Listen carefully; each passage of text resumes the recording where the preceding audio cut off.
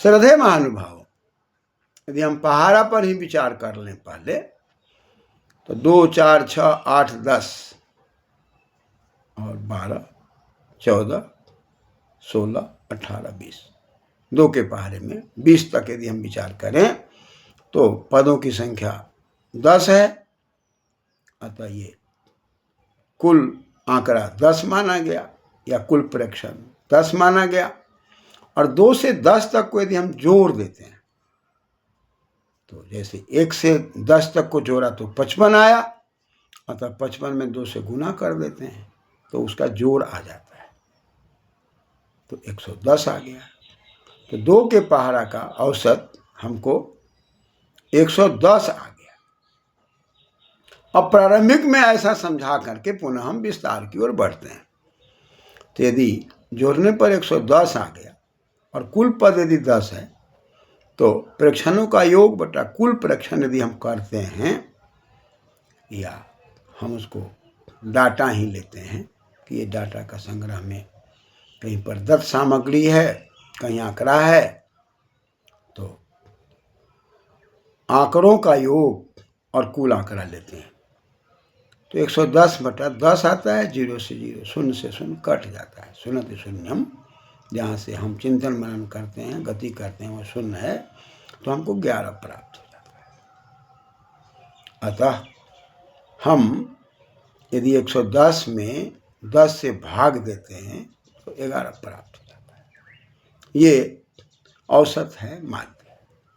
और माध्यिका के अंदर यदि हम विचार करते हैं तो सम में विचार करते हैं, तो 10 सम है, इसलिए 10 बटा 2 करके जोड़ हम पुनः 10 बटा 2 करके प्लस 1 कर देते हैं यदि, और 5 दूनी 10 कर जाता है, तो 5 जोड़ 6 हो जाता है। अब इसमें हमको पांचवा और छठा देखना पड़ता है, यानी कि 2 के पहाड़ा में पांचवा कौन है और छठा कौन है। तो मान लीजिए कि 2 पहला है, 4 दूसरा है, 6 तीसरा है, 8 चौथा है, और 10 पांचवा है। तो ये 10 हो गया, 10वां भाग, 10वां कहलाएगा, और 12वां भाग।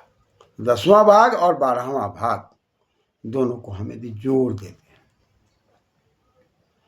तो हम लिखते हैं 10वां भाग हो गया, यानी कि वहाँ पर पांचवा और छठा निकालने में पांचवा में 10 आया, और इधर छठा भाग में हमको 12 आया,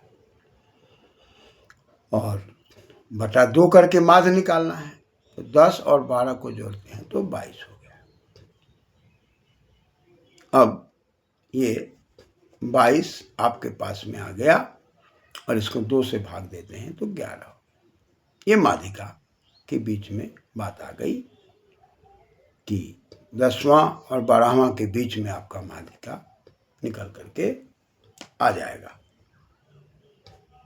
अतः 10 और 12 के बीच में 11 है, यह माध्यिका के रूप में दिखाई पड़ता है, जिसको हम मीन के बाद मीडियन कहते हैं, माध्यिका कहते हैं।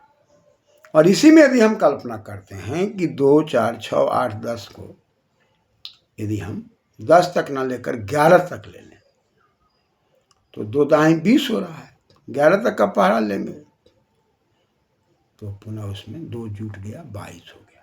तो मूल पदों की संख्या आपके पास 11 है।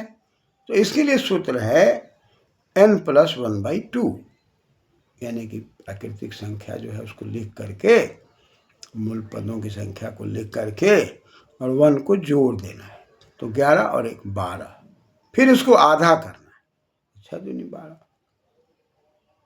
अब यहाँ पर विषम में हम पुनः उसको छठा जो देख रहे हैं वही उसका माध्यक कहलाएगा। तो 2 पहला हो गया, 4 दूसरा हो गया, 6 तीसरा है, 2, 4, 6, 8 चौथा हो गया, और 10 पांचवा हो गया, और हमको आया छठा भाग, तो 12। अब यहाँ पर 12 दिखाई पड़ता है। तो अब देखिए 12 के बाद क्या है, 14 है, 14 के बाद क्या है? 16 है, 16 के बाद 18 है, 18 के बाद 19, 20 है और उसके बाद 22 है। इधर भी 5 है, इधर भी 5 है। ये बीच वाला भाग मादिका विषम में आ रही है बात कि 6वां भाग जो है वो हम गिनती कर रहे हैं। तो पदों में ये 2, 4, 6, 8 और 2, 10, ये 5 इधर हो गया और फिर 12 बीच में बच रहा है। यही बीच वाला भाग मादिका के रूप में दिखाई पड़ता है। लेकिन यदि हम इसको बहुलक में ले जाना चाहें और इसी पहाड़ा पर बच्चों को समझाने का प्रयास करें और वहाँ पर हम ले लें 2 को, मान लीजिए कि हम 5 बार ले लें, 2, 2, 2, 2, 2, उसके बाद में 4 को 2 बार ले लें, 5 को 1 बार ले लें, 6 को 3 बार ले लें। तो इस क्रम में यदि हम लेते चले गए तो अधिक कौन है? तो यदि 2 को हम देख रहे हैं कि ज़्यादा बार, बहुल माने बहुत है, इसकी बहुलता है। जैसे घर परिवार में हम कोई चीज़ लेते हैं तो किसी चीज़ की बहुलता होती है, उसको कहते हैं बहुत है। हम गेंदा का फूल लेते हैं, अड़हुल का फूल लेते हैं, गुलाब का फूल लेते हैं और गुलाब के फूल की मात्रा ज़्यादा है तो कहेंगे बहुल रूप में है, बहुत रूप में है। और गेंदा कम रूप में है, अतः गेंदा का प्रयोग कम करें और अड़हुल के फूल भी कम है, गुलाब का फूल ज़्यादा, उसका प्रयोग ज़्यादा करें। तो उसी प्रकार यदि 2 5 बार है तो बहुल है, इसलिए बहुलक है, भूयिष्ठक है। तो 2 बहुलक है, भूयिष्ठक है। और ये कितने बार आया? तो 5 बार आया।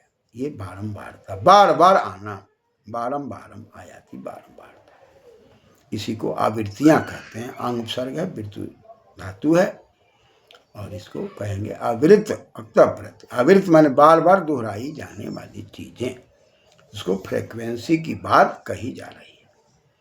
तो इस प्रकार से यदि हम बालकाल में बच्चों को सांख्यिकी के अंदर जो कुछ भी तथ्य दिखाई पड़ता है, वर्गीकृत आंकड़ा, अवर्गीकृत आंकड़ा या डाटा हम जिसको कहते हैं, सम संख्या, विषम संख्या और सम विषम के आधार पर पुनः माध्य, माध्यिका, बहुलक, ये सब अवर्गीकृत के अंदर संख्या में हो रहे हैं।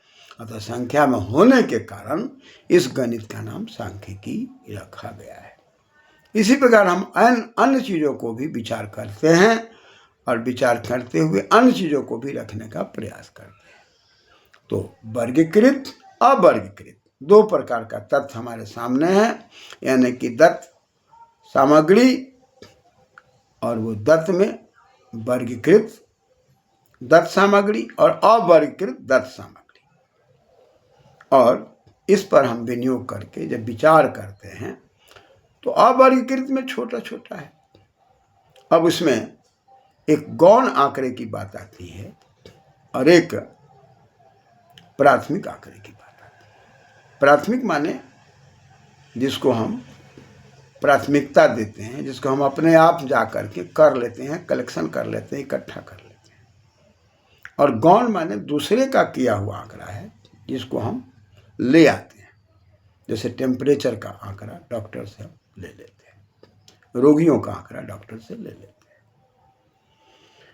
इसी प्रकार किसानों से बगीचों के अंदर कितने बगीचे में, कौन बगीचा में कौन पेड़ किसका है, आम का है कि जामुन का, ये किसान से ले लेते हैं। और हम अपने आप लेना चाहते हैं तो हम अंकों का ले लेते हैं, परीक्षा में कितने अंक आए उसका अपने से ले लेते हैं, उसको प्राथमिक आंकड़ा। और दूसरे को गौण आंकड़ा के रूप में माना जाता है, जो छोटा बड़ा दोनों तरीके से हमें और आपको दिखाई पड़ते हैं। तो इस तरीके से तथ्यों को एकत्रित करके फिर हम लोग आगे बढ़ते हैं। अतः प्राइमरी डाटा और सेकेंडरी डाटा, तो प्राइमरी डाटा लेकर के माध्यक बहुलक की बात करते हैं